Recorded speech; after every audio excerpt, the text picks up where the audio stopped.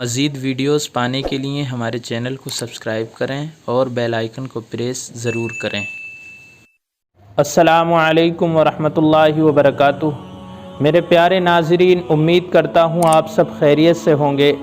اللہ رب العزت سے دعا کرتا ہوں پروردگار آپ کو اسی طرح خوشحال اور شاد و آباد رکھے۔ پیارے ناظرین، آج میں آپ کے سامنے ایک بڑا ہی بہترین واقعہ پیش کرنا چاہتا ہوں۔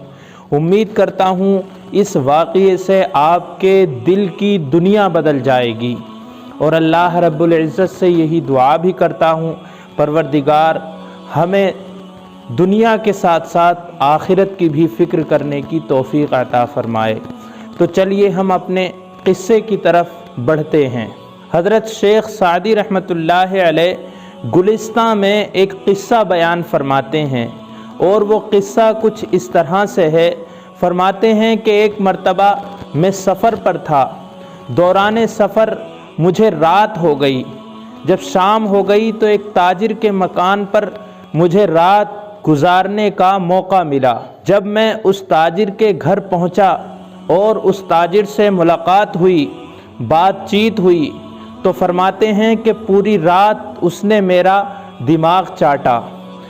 وہ کچھ اس طرح سے کہ وہ کہہ رہا تھا کہ فلاں ملک میں میرا یہ کاروبار ہے، فلاں ملک میں یہ تجارت کرتا ہوں، فلاں ملک میں میرا یہ مال جاتا ہے، اور فلاں ملک سے میرا یہ مال آتا ہے۔ اور پھر بعد میں وہ تاجر کہتا ہے کہ حضرت آپ میرے لیے دعا کیجئے کہ میرا ایک آخری سفر اور ہے، جس کو کرنے کے بعد میں قناعت کی زندگی اختیار کر لوں گا اور اپنی دکان پر بیٹھ کر اپنی پوری زندگی گزار دوں گا۔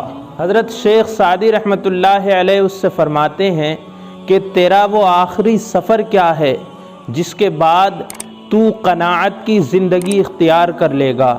تو وہ تاجر کہتا ہے کہ میں یہاں سے فارس جاؤں گا، فارسی گندک خریدوں گا اور اس کو چین میں لے جا کر بیچ دوں گا۔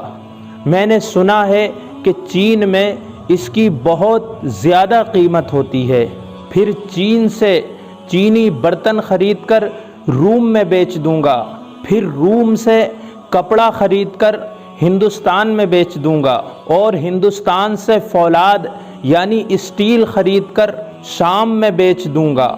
الغرض اس نے ساری دنیا کے سفر کا ایک منصوبہ بنا لیا، اور اس کے بعد حضرت شیخ سعدی رحمۃ اللہ علیہ سے کہا کہ آپ دعا کیجئے، میرا یہ آخری سفر ہے، اس کے بعد پھر میں قناعت کی زندگی اختیار کر لوں گا۔ اس کے بعد بھی دل کا یہی ارادہ تھا کہ یہ ساری دنیا کے چکر لگا کر اپنی دکان پر بیٹھ کر اپنی باقی کی زندگی گزار لے گا۔ حضرت شیخ سعدی رحمۃ اللہ علیہ فرماتے ہیں کہ جب میں نے اس سفر کی روداد سنی تو میں نے اس سے یہ کہا کہ کیا تم نے غور کے صحرا کا وہ قصہ سنا ہے کہ ایک بہت بڑے سوداگر کا سامان اس کے اونٹ سے گرا ہوا پڑا تھا، اور اس کا اونٹ بھی مرا ہوا پڑا تھا، اور دوسری طرف وہ خود بھی مرا ہوا پڑا تھا، اور وہ سامان زبان حال سے کہہ رہا تھا کہ دنیا دار کی تنگ نگاہ یا تو قناعت پر گر سکتی ہے یا قبر کی مٹی پر گر سکتی ہے، اس کے پر کرنے کا کوئی تیسرا طریقہ نہیں ہے۔ یہ واقعہ بیان کرنے کے بعد حضرت شیخ سعدی رحمۃ اللہ علیہ فرماتے ہیں کہ جب انسان پر دنیا مسلط ہو جاتی ہے تو پھر اس کو کسی اور چیز کا خیال بھی نہیں رہتا، دنیا کی محبت سے منع کیا گیا ہے۔ میرے پیارے ناظرین، حاصل کلام یہی ہے کہ اگر یہ محبت نہ ہو اور اللہ رب العزت اپنے فضل و کرم سے مال دے دے اور اس کے ساتھ دل اٹکا ہوا نہ ہو اور اللہ کی پیروی میں رکاوٹ نہ بنے، اور وہ مال شریعت کے احکام کو پورا کرنے میں صرف ہو جائے اور اس کے ذریعے انسان جنت کمائے، تو پھر وہ مال اس کی آخرت کا سامان بن جاتا ہے، لیکن اسی مال کے ذریعے آخرت کے سامان میں رکاوٹ پیدا ہو گئی تو وہ دنیا ہے جس سے روکا گیا ہے۔ اللہ رب العزت ہمیں ایسی دولت عطا فرمائے کہ جو ہمیں دنیا میں بھی کام آئے اور آخرت میں بھی کام آئے۔ میرے پیارے ناظرین، امید کرتا ہوں یہ واقعہ آپ کی سمجھ میں بھی آیا ہوگا اور اس کو آپ آگے بھی شیئر کیجئے گا، میرے چینل کو سبسکرائب کیجئے گا اور بیل آئیکن کو پریس ضرور کیجئے گا۔